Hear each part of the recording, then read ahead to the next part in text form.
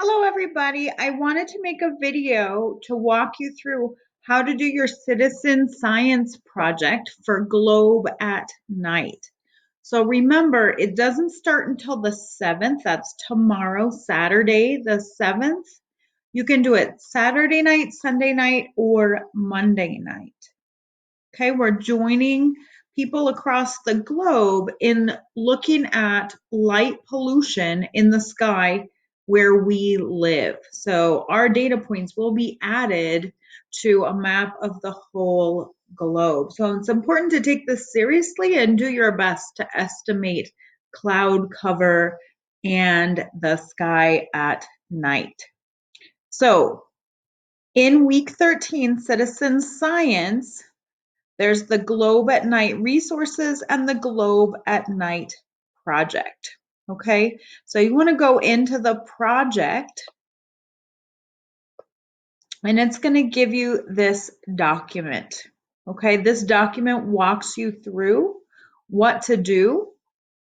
Here is the Globe at Night website.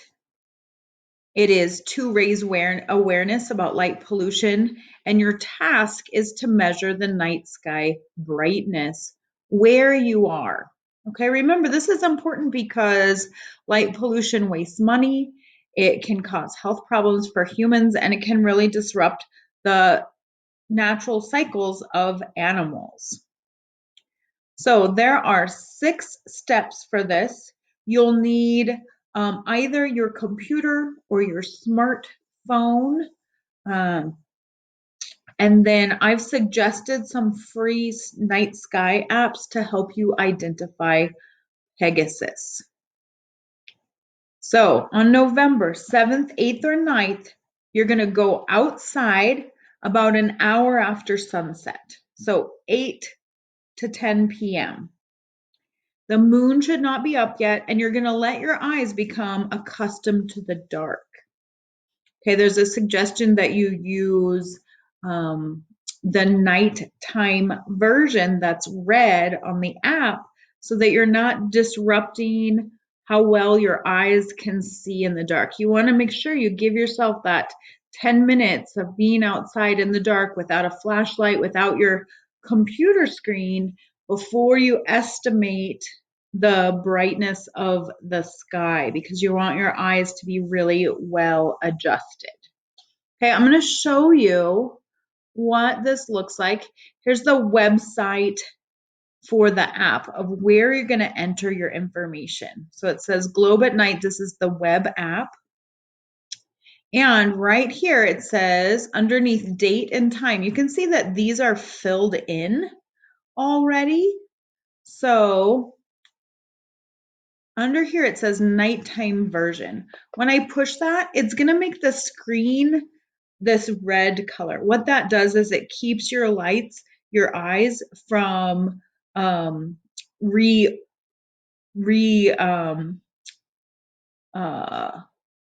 guess it doesn't dilate, it undilates to let less light in. So you want your eyes to be able to get used to the dark. You don't want to disrupt that with your computer screen.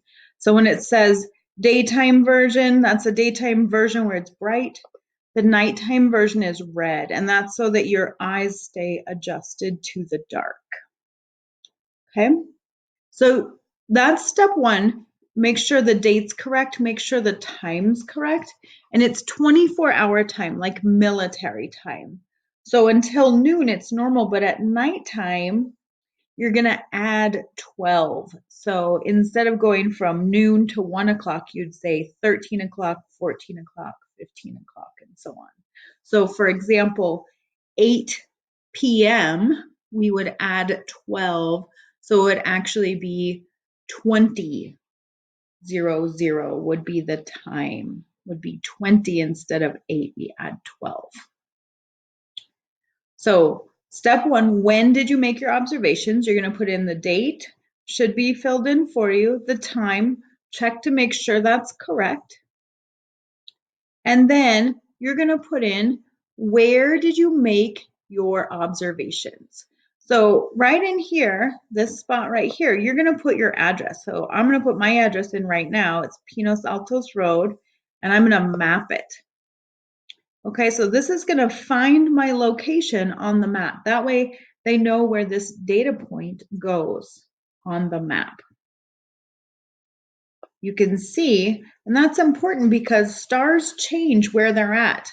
The stars are in the same place, but Earth is moving and Earth is spinning.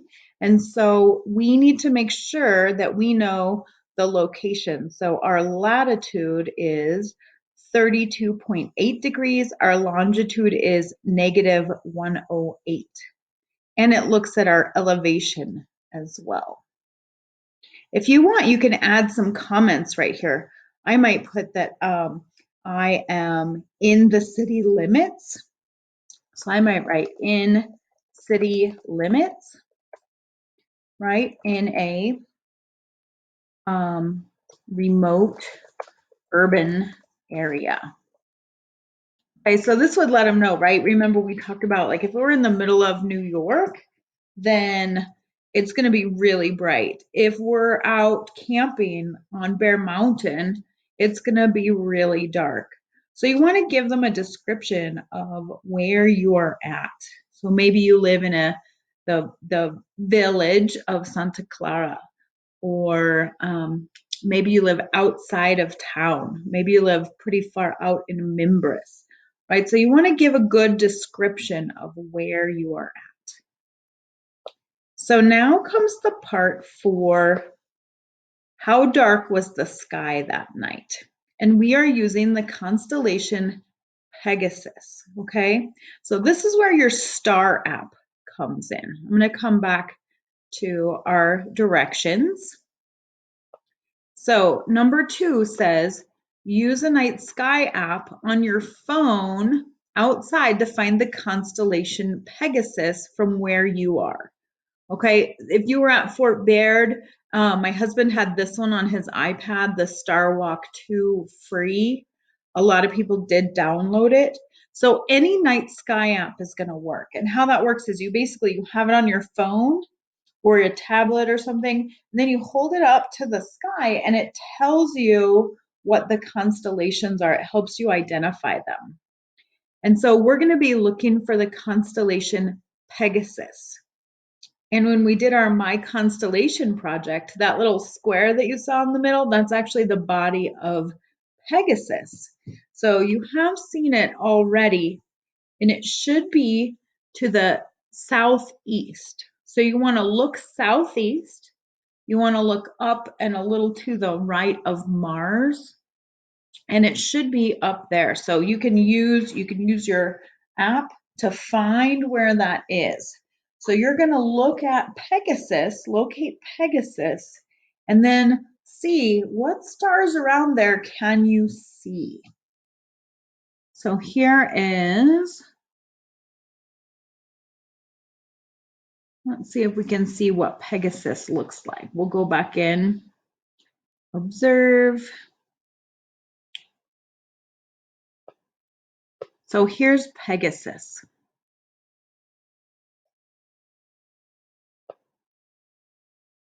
So can you find Pegasus? So we want to make it to our latitude, which is about 30 degrees. We're at 32 degrees north latitude. That means how far are we above the equator? And so here are these stars right here. So remember, there's 1, 2, 3, 4. That makes that square that we saw. And here's east, here's south. So we're looking between south and east, so southeast, and we're looking for this nice bright square that a lot of you included in your own constellation when you made your constellation. Okay, so you're going to look for the winged horse. Pegasus was the winged horse ridden by Perseus. And so that's what you want to find. It's really important that you find this constellation because that is what you're going to use to make your estimations. So this right here are your estimations. So this is magnitude 7. This would be like the best star watching night ever if you were in the middle of nowhere and there were no lights around you at all, like zero light pollution. This end, magnitude 0, is assuming that maybe you're in the middle of New York City and there are lights everywhere. Okay, I would guess we're going to be somewhere in the middle depending on where you are. So if you're out in the woods, maybe you might be a little more towards this side. If you're more in town, you might be a little more towards this side. So you're going to take a look at the sky. You're going to really focus and you're going to try to see what are the faintest stars I can see. So you can see right here, this is that square of Pegasus. So if you can see those stars really well, you're going to identify those and then you say, okay, what can I see around them? Can I see these other stars here? If you're like, yeah, I can see those very easily and I can probably see even more, then you're going to look at the next one. Do I see that many stars? Do I see this many stars? Or maybe it's not even, you can't even see that many where you live. Maybe there's a lot of light pollution. So then you're going to go back down the scale. There's Pegasus again. What can you see around Pegasus? So you're going to pick the one that best matches. Like here, we can't even see those 4 stars that make up Pegasus. So you're going to choose which of these star maps best matches, here's Pegasus, best matches what your sky looks like. Okay? So now you're getting really close. The last thing to do is to let them know how cloudy was it that night, because clouds might get in the way of seeing the stars. So if it was clear there were no clouds, did they cover a quarter of the sky? Did they cover half the sky or more than half the sky? If you want to add comments here like, oh, it was raining or anything else about the sky on the night you observed, you can add those comments in here. Okay, so you don't need to do this part 5. What I do want you to do, this is where you submit, but what I want you to do before you submit is to take a picture of this, okay? So most importantly, I want you to focus on this picture right here. I want you to have the date, the time, the map, and your picture, okay? So you're going to take your phone or whatever, and you're going to take a picture of that screen and send it to me, okay? If you take it on your phone, you guys have my cell phone number. You can send it to me. Text it. My number is 360-941-7887. Or you can use the snipping tool. So snip, you can type in snip into your search and you get this little scissor right here. You can open it and it gives you the option. Let me move it out here. It's under my picture. So it says snipping tool. Okay. So you can hit new. And what that lets you do, see this cursor up here, it goes gray. You can select your screen and it lets you take a screenshot, okay? So you might have other ways that you know of taking a screenshot, but this is easy. So you want to make sure you save this though. You're going to go to File, Save As, and I'm going to call it Globe at Night, Cornwall. Okay, you want to make sure your name's on there so when you send it to me, I don't have 43 Globe at Night pictures. I know whose picture it is, okay? So I hope that is helpful. If you have problems doing that, you are welcome to text me, okay? Like I said, go ahead, text me. My number is 360-941-7887. This shouldn't take you too long, and I'm happy to help you through it. This is going to be a great opportunity for us to contribute to some citizen science and contribute it to the map of the whole globe of light pollution across the whole globe. Okay, so make sure that you follow those 6 steps and let me know if you need any help. Good luck being a citizen scientist.